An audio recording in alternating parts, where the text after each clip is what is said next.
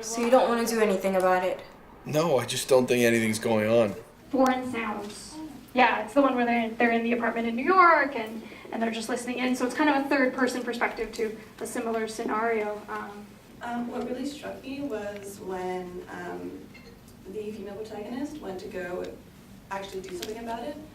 The script that was given to the male protagonist was actually really on point and like sort of taken out of context. Could have been seen as another instance of domestic violence. Like, give me, like, I'm taking your phone, don't go out, don't do anything, that sort of, that period of language. So I thought this film very subtly represented, like, the full range of controlling behavior that, I'm sorry, that the patriarchy can represent when it comes to violence towards women. Did you hear anything while I talked? No, nothing. Were you even listening? Only me of little faith. So I'm not sure if I interpreted this wrong. I definitely could have.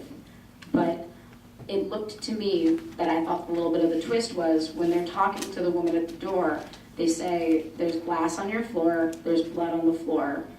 So the person who left was bleeding, and the person like with the glass. But it's the woman who's in the house, although it does say that there's bruises on her face and they're fresh. So it looks like both people were being beaten up. So I just thought that was an interesting take. It's like, I don't actually know who left. I thought, part of me was like, I thought the woman would have fled.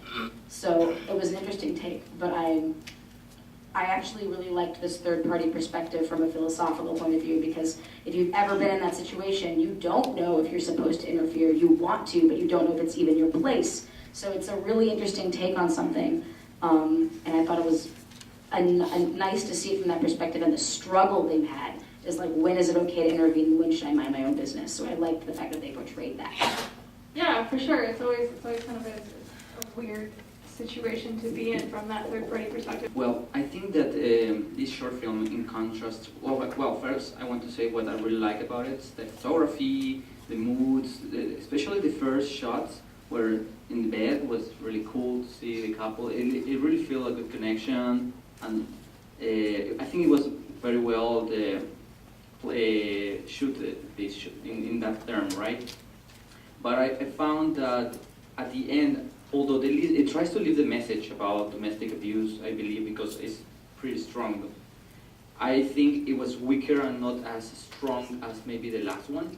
I feel that there's a contrast in storytelling, as he mentioned before. The other one was extremely efficient, and this was like at the end, I feel like, okay, I don't know. I think it didn't leave me any kind of thought after, because it was just ended, and I don't know. It was like it didn't close properly or let something there, right? So I think that maybe they could have pushed a little more in how to close this story, how to end it, because I feel like a little weaker in that point compared with other stories, right? I guess you could also argue that from the third-party perspective, you don't get that closure, right? Because you don't actually know how the situation is, maybe.